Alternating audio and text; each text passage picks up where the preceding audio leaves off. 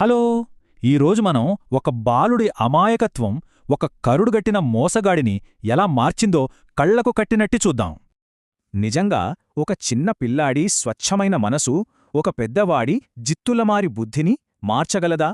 ఖచ్చితంగా మార్చగలదు. అదేంటో చూద్దాం. ఇమాజిన్ చేసుకోండి, ఎంతో ప్రశాంతమైన పల్లెటూరు. అక్కడే మన హీరో 10 ఏళ్ల మంచి మనసున్న బాలుడు చిన్నా ఉండేవాడు. ఇక్కడ ఇంట్రెస్టింగ్ పాయింట్ ఏంటంటే, ఒకవైపు మహా అమాయకుడైన చిన్న, మరోవైపు డబ్బు యావలో ఉన్న 35 ఏళ్ల జిత్తులమారి సూరి.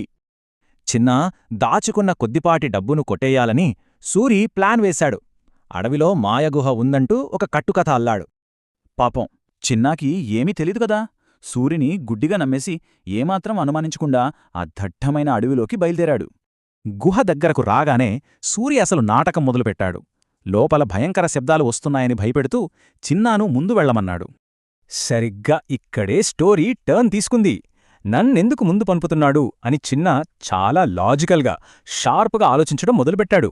వెనక్కి తిరిగి ఏమాత్రం భయం లేకుండా, నిజంగా నిధి ఉంటే నువ్వే ముందు వెళ్ళాలి కదా అని సూటిగా అడిగేశాడు. మోసం మనసుని చిన్నది చేస్తోంది. నిజాయితీ ఉంటే దేవుడే సాయం చేస్తాడు అని చిన్నా చెప్పిన మాటలు సూరిని షాక్కి గురిచేశాయి. ఒక చిన్న పిల్లాడికున్న ఆ అపారమైన జ్ఞానం చూసి సూరి కళ్ళు తెరుచుకున్నాయి. తన తప్పు తెలుసుకుని పూర్తిగా మారిపోయాడు. మనిషి తప్పు తెలుసుకుని మారడమే నిజమైన గొప్పదనమని చిన్నా చెప్పడం నిజంగా అతని మెచ్యూరిటీని చూపిస్తుంది కదూ. ఇక ఆ నెగటివిటీ అంతా పోయింది. ఇద్దరూ ఎంతో ప్రశాంతంగా, మంచి పాజిటివ్ మైండ్సెట్తో తిరిగి తమ గ్రామానికి చేరుకున్నారు. దీన్ని బట్టి మనకి అర్థమయ్యేదేంటంటే, మోసం టెంపరరీ లాభాలనిస్తుంది, కానీ నిజాయితీ, మంచి మనసు ఎప్పటికీ పర్మనెంట్. మరి ఆలోచించండి, ఇలాంటి షార్ట్కట్స్ వదిలేసి మనం నిజాయితీగా ఉంటే లైఫ్లో మనం ఇంకెంత శాశ్వతమైన గౌరవాన్ని పొందగలం.